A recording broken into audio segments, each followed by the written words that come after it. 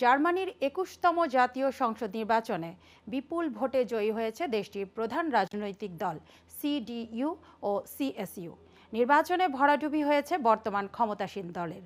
দ্বিতীয় সর্বোচ্চ ভোট পেয়েছে অভিবাসী বিদেশি উগ্র জাতীয়তাবাদী দল এএফডি।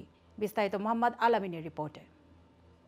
রোববার জার্মানির আগাম জাতীয় সংসদ নির্বাচনে চ্যান্সেলর পদপ্রার্থী ফ্রিডরিশ মের্জ এর দল সিডিইউ বিপুল ভোটে জয়লাভ করেছে। দেশটির নির্বাচন কমিশন জানিয়েছে, প্রাথমিকভাবে প্রাপ্ত ফলাফলে সংসদের ৬৩০টি আসনের মধ্যে ক্রিশ্চিয়ান ডেমোক্রেটিক ইউনিয়ন সিডিইউ পেয়েছে ২০৮টি আসন। দ্বিতীয় সর্বোচ্চ ১৫১ আসন পাওয়া এবারের নির্বাচন অভিবাসন নীতি কঠোর করার পক্ষের দল অল্টারনেটিভ ফর ডয়েচল্যান্ড।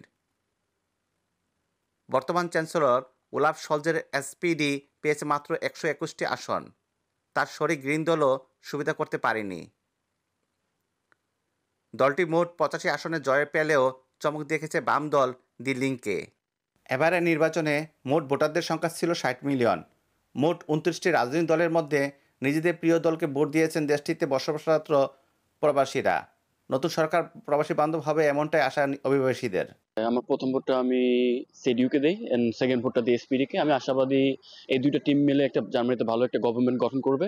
আমি আমার স্ত্রী গ্রিন দলকে আমরা আজকে ভোট দিয়েছি। গ্রিন দল আমাদের দরকার, গ্রিন দল ইউরোপের জন্য খুবই দরকার। আমরা চাই যে আসুক সে কিনা একটা সংখ্যা কোয়ালিশন জোট সরকার করেই আসুক, কিন্তু আমরা চাই যেন প্রবাসীদের যে লক্ষ্যে তারা যেন কাজ করে এবং ভূ রাজনীতিতে যেন জার্মানির একটা অন্যতম অবদান থাকে। এদিকে নির্বাচন শেষ হলেও সরকার গঠন দেখা দিয়েছে জটিলতা।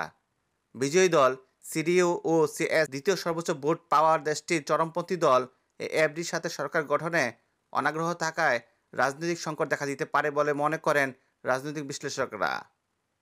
তবে বিরোধী দল হিসাবে দি লিঙ্কে সরকারের অংশ হিসেবে এসপিডি, গ্রিন ও বিএসবিকে সাথে নিয়ে নতুন সরকার জার্মানিকে এগিয়ে নেবে বলে অনেকের প্রত্যাশা। Al Amin, Ayon TV news, Berlin, Germany.